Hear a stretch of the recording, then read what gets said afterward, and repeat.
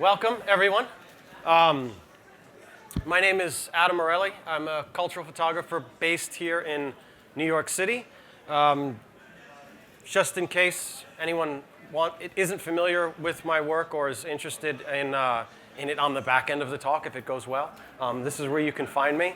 Also, for everyone here, what I've started doing with any of the talks that I give, just so that you don't have to be feverishly taking notes or taking photos over your friends' shoulders, send me an email. I will give you the entire presentation. You can have it, and this way you don't have to do this the entire time that you're watching. All right, so like I said, I'm a cultural photographer. I spend about half of the year traveling, working on my own projects, and then I also bring small groups of photographers around to projects. And that really started because people started to ask, like, can I come to your pictures? So this is everything that I'm presenting. It's one of these weird things where you don't really get a degree in this. There's no expertise. This is just like my opinion based on experience. So take it for what it is. I hope you find it to be useful. So the primary thing that I find that happens with travel photography is that you go on a trip, you come back, and you look at the pictures, and somehow the pictures don't seem to match the experience. You feel like you kind of missed something, or that you should have been able to get something more. This is the most common problem that I see photographers have when they come to me. So if somebody comes on a workshop, I'll, send me pictures from your last trip. Let's see how things go. And it usually comes with this huge disclaimer where they're saying, like, yeah, like I did this, but like I missed that one. That one should have been better if the way that I remember it didn't match up. So there is this real translation problem that in spite of the fact that you actually lived the experience, something went wrong between like finger pushing and actual photo. So one of the things that I advise people to do on the front end is to just break down their process a little bit and ask yourself these questions. Because what I find is that if you're asking yourself, like, where did you go? How did you get there? What did you do? Who did you meet? What did you expect to find? And then what did you discover? If you have corresponding pictures for these ideas, chances are there's going to be like a decent amount of coverage of your experience. Because the really common oversight that a lot of people have is they just shoot the highlights. They try and just shoot like the best things that happened. And then when you show your pictures to somebody else, they have a hard time understanding that you started somewhere, you ended up somewhere else. But that big gap in the middle is hard for them to see. So, I kind of split my work into primarily I shoot people and places. These are the constituents of culture. And I have a specialty photographing craftsman. So it's a nice opportunity to be able to step into a culture through the eyes of somebody who actually makes it. I find that the people in the photographs have in so many ways opened up the culture for me in a way that I couldn't have on my own. So, whether you're going for something that is strictly landscape or something that is strictly portraiture, I find that the people are an integral part of your process. And they also make for good subjects when you photograph them. Also, as you go to places, like I said, if you get caught up on just the highlights, it becomes difficult for people to take that journey with you. And that's something that you want to be able to do, is to get someone from where they're sitting, like in and through your pictures. So that passage process is something that I find when I do portfolio reviews and when I look at students' work, that part it's kind of missing. So like a very small example, like if I'm getting to this shot, I try and get you there. Like, this is the bridge I walked to go over here to arrive here.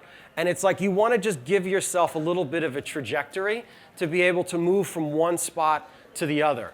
The best example for this is actually cinema. Films do this really well, and we watch it all the time. You watch television and movies, and usually the way things set up is they establish some type of place, they let you know who the players are in the movie, and they then build into it. But for some reason, when we just pick up a camera, Sometimes it's like, let's just go to the climax scene. And it's climax, climax, climax. And it misses all of those other parts that get you through it. So I'm going to just kind of talk through what I found in the travel atmosphere right now and some of the ways that I approach places. How many people have a photo trip that they're planning now? Like by the end of the year? And how many people are taking their first dedicated photo trip? One brave soul. I'm happy to see that. So what's going on today? You know, it's things I feel like, depending on where you go in the world, some people are really excited to see photographers, others are not. And I think that is a reality that you should understand on the front end of it. And I'm not talking about like dangerous places where they're trying to rob you or there's war going on. It's just like photographers turning up. I work with a lot of tourism boards of countries around the world. And there used to be a trend where countries wanted to get tourists to come. It works well, it brings money to the economy, popularizes the place, and is good. The problem is, it also wears places out. And I think of the poor city of Venice, which is just completely overrun, and the infrastructure was never set up to handle the flow of people.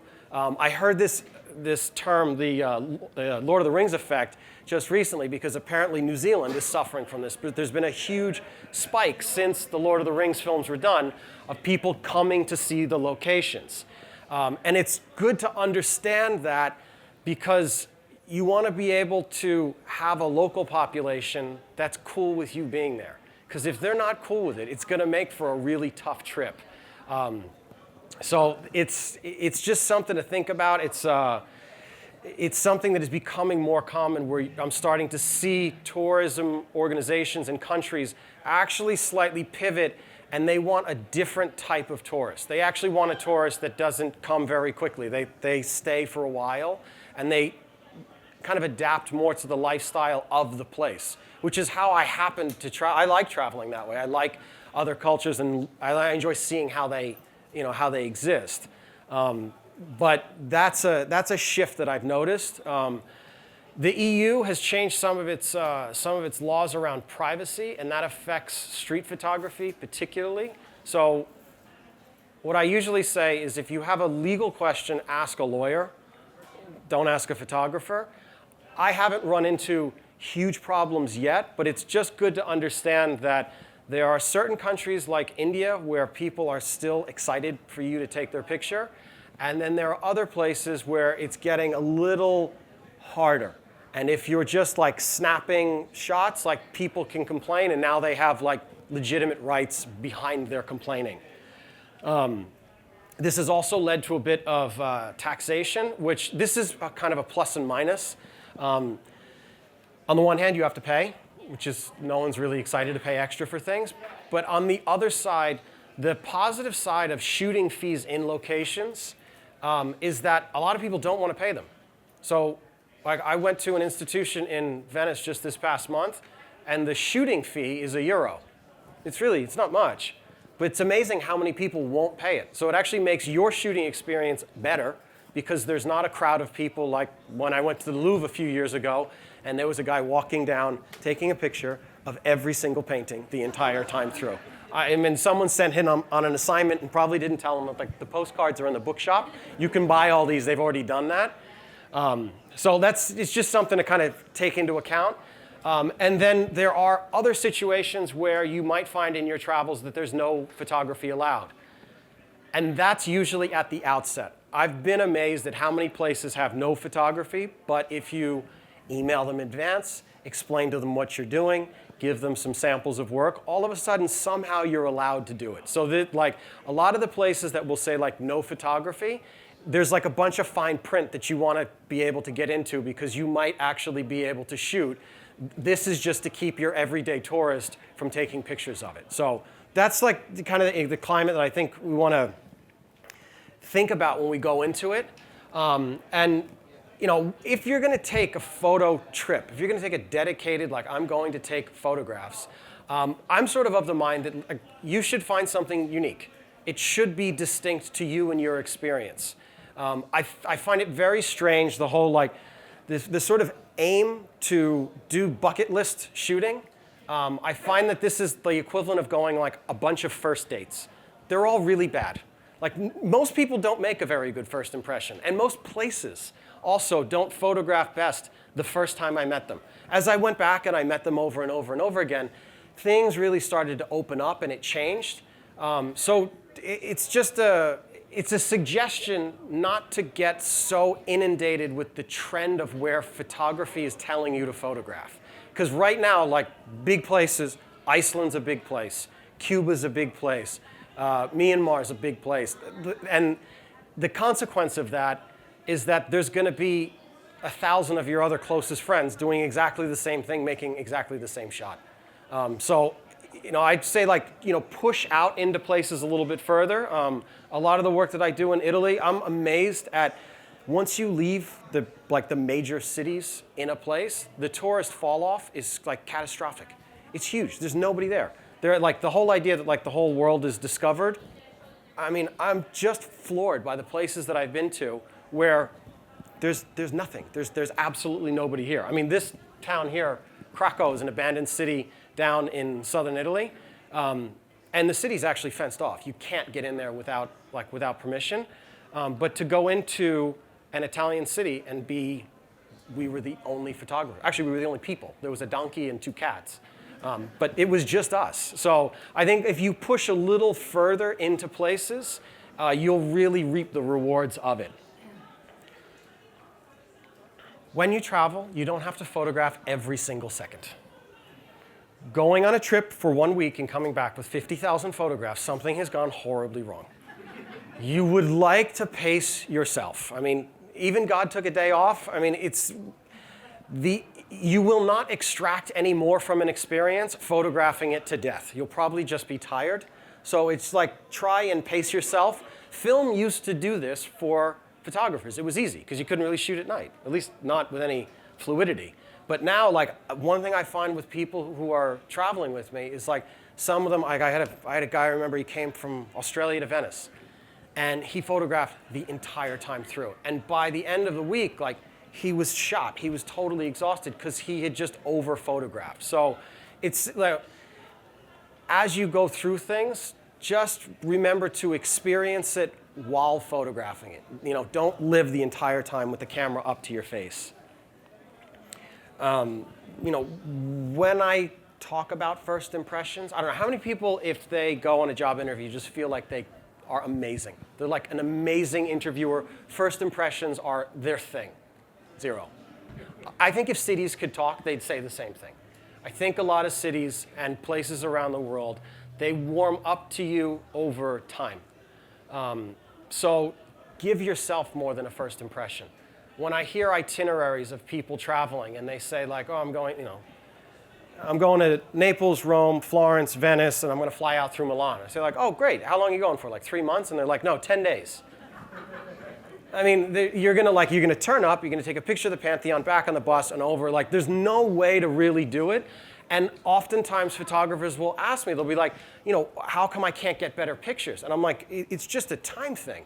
You might get better pictures, but if you've only allowed yourself 8 hours in a given place, the odds that all of those elements are going to actually line up in such a short time frame is really, really slim. So to try and give yourself a little bit more time on doing things, and this changes how people relate to you. The biggest trend that I've seen in governments and their tourism boards is that they are moving away from large-scale tours. They actually like smaller groups of people and people who have a vested interest in the location, who aren't just about ticking boxes. So I think when I'm starting to see it at the government level, that like they're going to start rearranging cities in a way to reward smaller groups and individuals over larger groups, I think it opens up some really nice opportunities for you, as you're shooting. So it's just something to kind of be aware of.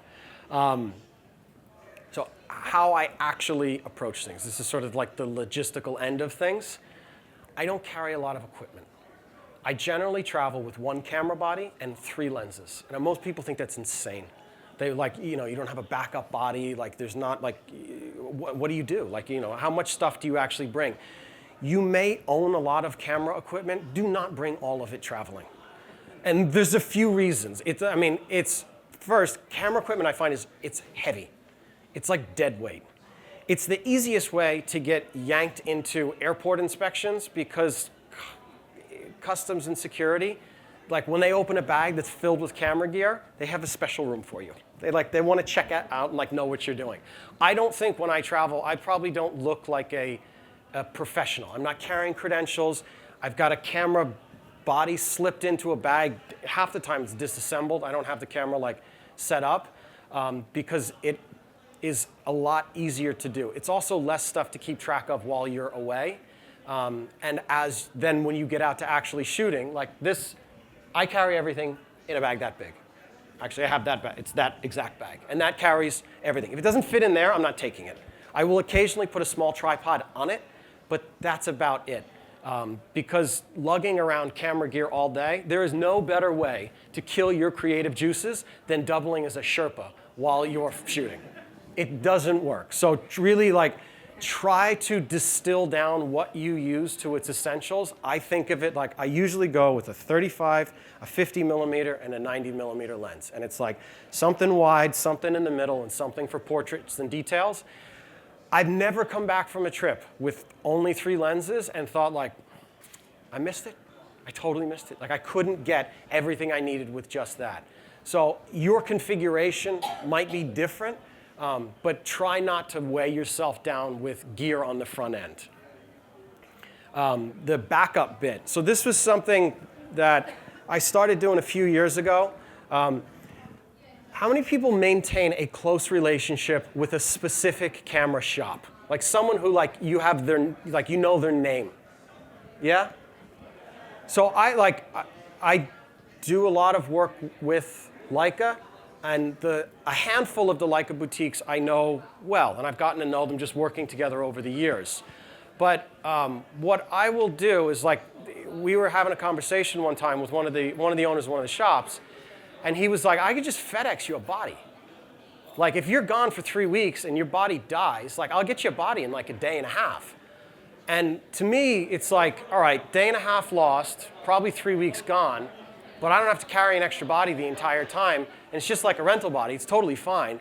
So for me, it's a working solution. I think if you have a rental shop or you have a camera shop that you have a good relationship with, it's a good way to go. Because if your missing piece of gear is only a phone call away, you don't really have to carry it. So to me, that's a plus.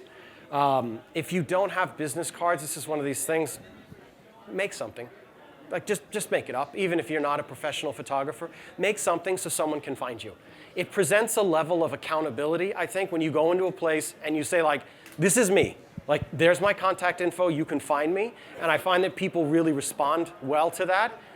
And in addition to that, a lot of the world is still pretty analog. There are some places they'll just say, using Instagram, I'll just find you on Instagram. And other people, they want a card. So it's a simple exercise that a lot of people miss, and it'll go a long way. And I mean, you can make just about anything up. And that's what mine looked like. That's what the amount of info I think you need. You don't need your social security number and home phone. It's just an email address so they can get to you.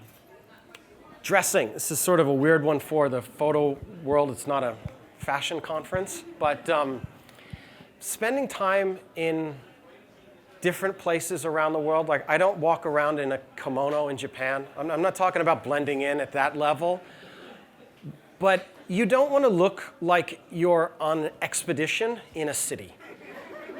The kind of the hiking boots and the gear that looks like it's fitted for the base of Mount Everest, don't do this. It's really off-putting.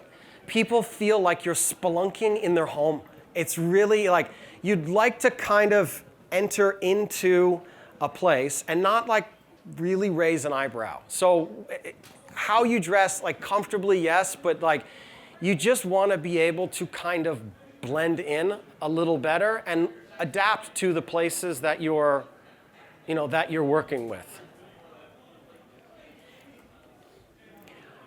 If I had to recommend one book for photographers to read, it's not a book on photography, it's this book. It's a book that's come out not too long ago, and the We'll say that the simple takeaway for the photography part of your life is that the first part of your brain to shut off when you're tired are all of your creative juices. If you are tired, jet lagged, haven't had enough sleep, was out the night before, the first part of you that's going to stop functioning is the thing you're holding in your hand. That's the first thing to suffer. So I think actually as someone who travels, deals with jet lag, whenever I go to a place, I try to give myself 3 days on the front end of having to do anything. So if I'm going to Japan, it's 3 dead days. I will land and have nothing to do for 3 days to adjust, because I find if I take pictures in those days, they're serviceable. I mean, and that's being polite. They're probably crap. But I don't make the work that I really feel represents myself. And I had never had someone put it into words where he was like, the sleep is your problem. And the jet lag thing is an issue. So the general rule of thumb is for every hour you move in a time zone, you need a day to adjust to it. So if you've got 5 hours, you're going to the UK, really your body's going to get back after about 5 days to normal. So it's something to consider. Now, as I go out and shoot, like I said, first day in a city when people say like, well, what are you going to do? Nothing. I'm not bringing a camera. I'm just going to walk around. Get familiar with a place without a camera.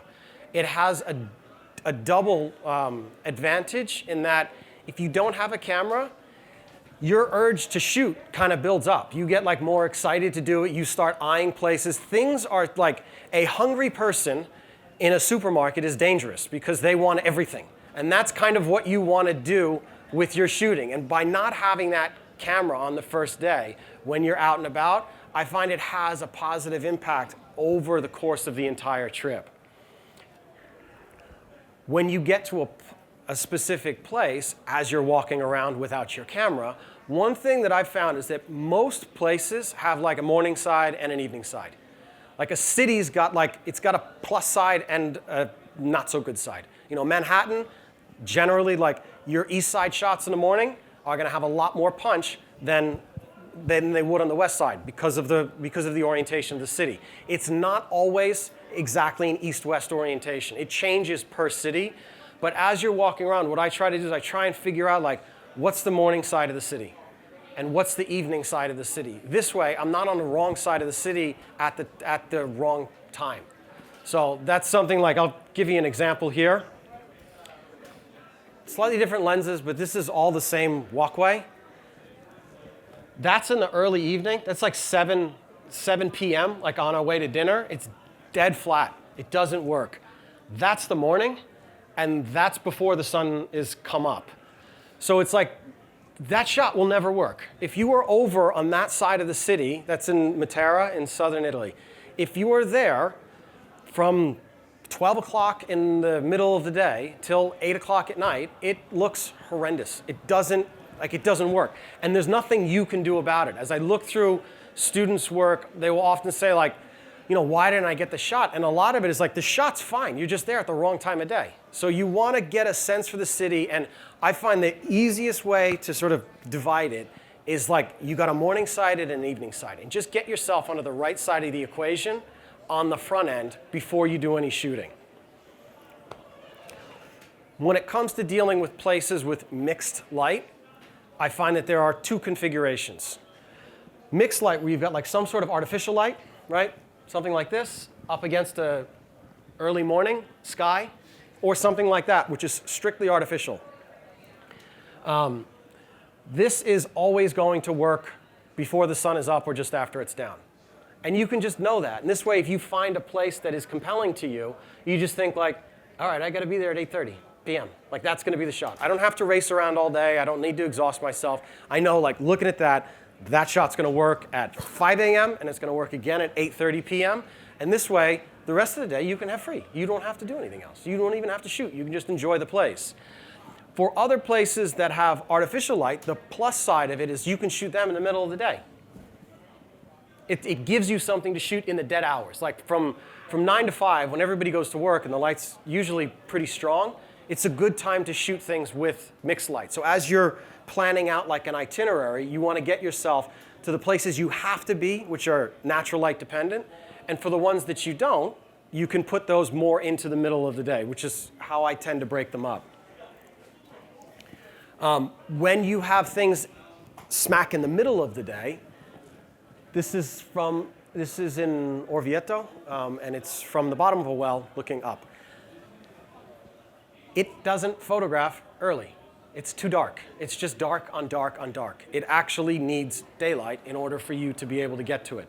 So as you make kind of an itinerary for yourself, if you're like a real planner, like you really want to like lay out what you're doing and where you're shooting, you'd like to look at what you're setting out for yourself and know that you're like the things with a roof, the things that are inside, these are all really good things to do in the middle portion of the day. As I go around, one of the things that you'll see is like I shoot a lot of spaces, and I use the spaces, photographing architecture, to find portrait locations. So I photographed this minus her first, because I knew that that location was good. And this way, if you come across someone who you'd like to do a portrait of while you're traveling, and I recommend it because it's the best business card in the world. You take a good picture of somebody and you give it to them, they are happy. It is a formula that works over and over and over again. And most people have lived their entire lives in fear of cameras because people take really bad pictures of them. So if you can do a good picture of them, there's no easier way to get invited back to something than to do that.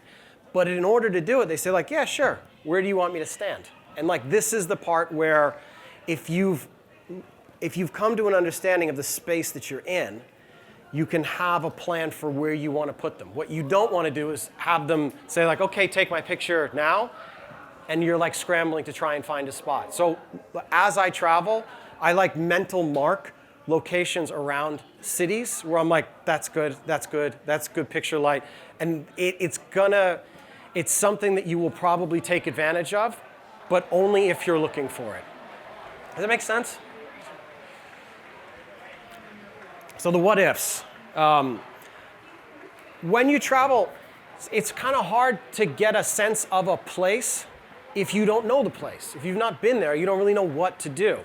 And one of the things that I've found is that tours and guides, they have the thing that they say they do, and then they have the thing that you want them to do, which is a lot of tours and a lot of guides are given by very overqualified, incredibly intelligent people. So, I get a guide in Matera, for example. He's a PhD in economics and history. Why this guy's doing guided tours, this is a whole different Italian economy question, but the guy's brilliant. And the tour is one thing, but his knowledge of the place is the thing that really starts to unpack it over the years. So it's like, you don't want to turn up to a tour and just follow the tour. What you're doing the tour for, or getting a guide for, is to be able to have someone locally who can give you information. That is the fastest way to get into a place. And it's set up in a way that you can book it in advance, right? You could just go and wing it. Some people are really good socially. They could meet someone at a bar and say like, could you give me some recommendations on some things? You can do that.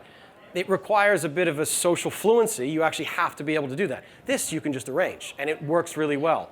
If they're at institutions, for example, usually they're underpaid, under 30, and bored. So they want to do stuff. They have other stuff they'd like to be doing. And if you say could I hire you for 2 hours to show me something around this part of the city? Usually they'll say yes. And it's not terribly expensive, and it works really well. If you'd like access into something, especially something where pictures are prohibited, easiest way to get access, buy something.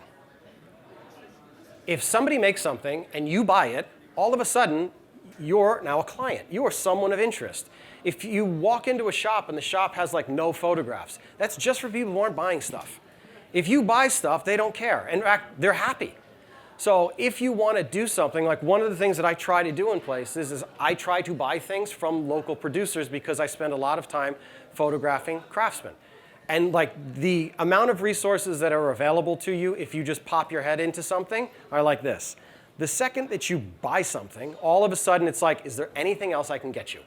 And that's really where you'd like to be. It makes shooting anywhere in the world a whole lot easier. And you don't need to buy the entire store. I mean, you don't have to spend like thousands of dollars, but like just some bit of exchange between the two of you ends up going a really, really long way for resources. The other bit, hire a model. Why? Because models usually live where you hire them.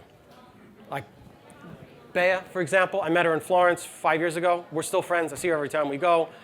You know, she gives me shoot recommendations, restaurant recommendations. I mean, it's just, she's there. She's lived there her entire life. She knows it really well.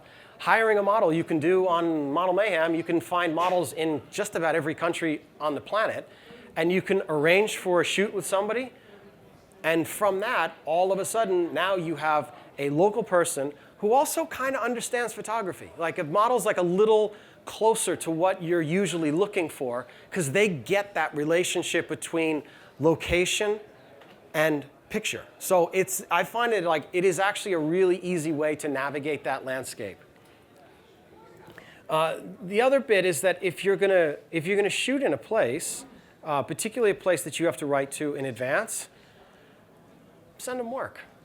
Send them some example of what you do, and this way they have a sense of like what it might look like. Even if it's not the same as what they have in their spot, they just want to get the sense of like, oh, like this person can behave like a professional. And it's really something that you're talking about like an email with 6 images and like a little description, but the amount, like what I find the response from institutions, particularly foundations and things, if you do this on the front end, it's amazing what they have set up for you when you get there and you didn't even ask for it. So it's just like as you go to a place, you try and touch it a little bit before you actually get there. You don't wait until you're just there. Now, some places won't respond. The Vatican, for example, may not respond if you send them pictures. They probably don't care. But a lot of other smaller institutions, local governments, like they're into it, and they'll open up opportunities that you didn't even know existed just because they had a sense of what you were trying to do. So these are questions that really could emerge in your shooting, and as they've emerged for me, I've started to understand what people mean by them. A few years ago, I started studying Italian, and it's just like a language exercise. I started noticing at one of the cafes that I went to all the time, the way that the staff would ask how long people were staying in the city. And I thought they were being polite. They're not. What they're trying to figure out is if you say you're leaving tomorrow, you're not worth talking to. They're not interested in someone who's just going to be like, they're going to be gone tomorrow. There's no vested interest because you're leaving. They're asking how long are you staying to decide whether the conversation is going to go on. And if you say, I'm going to be here for a week or 2 weeks, it's like, it's a total about face. You get a different level of attention from them. So, you know, it was weird to learn that in Italian, not in English, but it is something that, like, as people are asking you how long you're in a place, they really respond well if you essentially come to their home and want to stay. If you come to their home and you give it 8 hours, they're usually they're not going to be so friendly. Things aren't going to open up so well. A really good question to ask people who you do meet. Ask them what people miss about their home. You know, you ask somebody from a city, say like, people always go to the main like tourist spot, like, but what's like a thing that you think is really cool? What's something that you as a local, someone who's grown up here, what do you value? What do you feel like is something that people just constantly miss? Because everybody has something. Everyone knows their place well, and they know that like tourists come in, like they come into New York, they hang out like right around the center, and then they get back on, and then they leave. They don't get out to the edges. So you can think about it from where you're from, like wherever home is for you, you probably know it better photographically than someone who's not from there because you live there. You see it every day, and you have a sense as to what it's like. All you got to do is ask. I'm just amazed how many people, like, if they never ask the question, they never get the answer. So you do that, and then all of a sudden, they start giving you recommendations on things.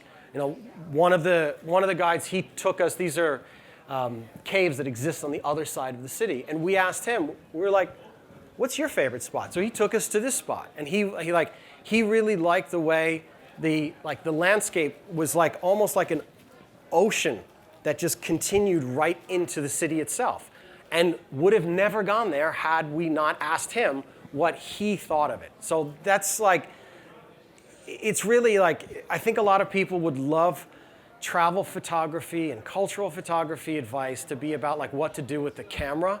The camera just confirms that like you got it right.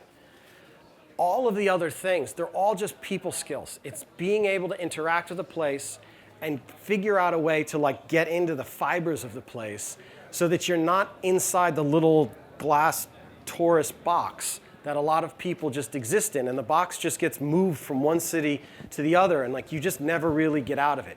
In order to do that, that key kind of exists inside of them. Does that seem like approachable?